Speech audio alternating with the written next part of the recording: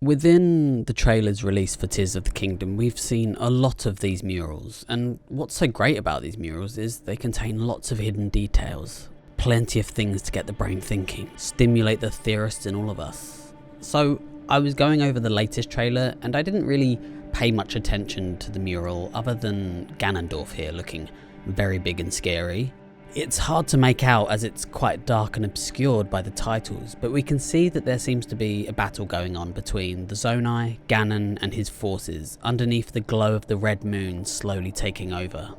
We actually get a better look at the mural from one of the previous trailers. We see the battle, but without Ganon. But then I noticed this figure. Why is it still blurry? That's all the resolution we have. Making it bigger doesn't make it clearer. It does on CSI Miami. It's hard to see. He looks very similar like the people Ganon is engaged with, which I assume are the Zonai, who bear some resemblance to the Sheikah here. And from what I can tell, this would exclude this character seen here in the trailer from being Hylia. As we can see, she's seen here with them, above and below.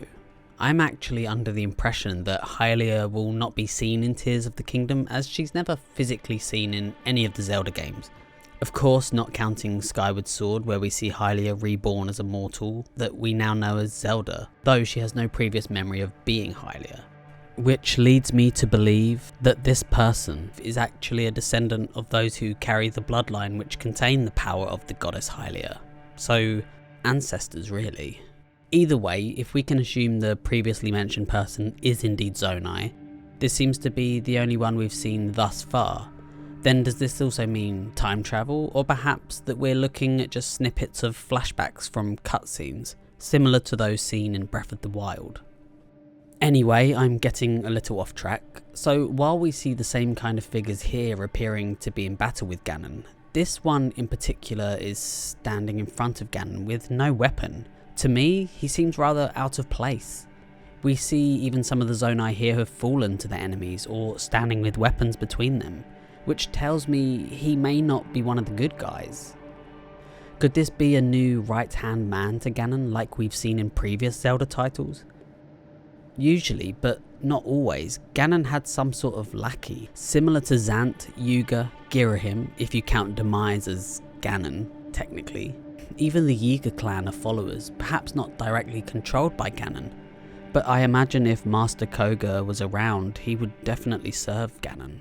There's quite a few to be mentioned, and still we've yet to see any other antagonist in any of the trailers, other than your usual monsters of course. What stands out most to me is that he appears to be just another Zonai. There's nothing about this person that stands out, although he does not seem to be a warrior in this case, and that's about it. We usually see in Zelda games an antagonist resurrect Ganon, so could this be part of Ganon's backstory? Was he resurrected by this person?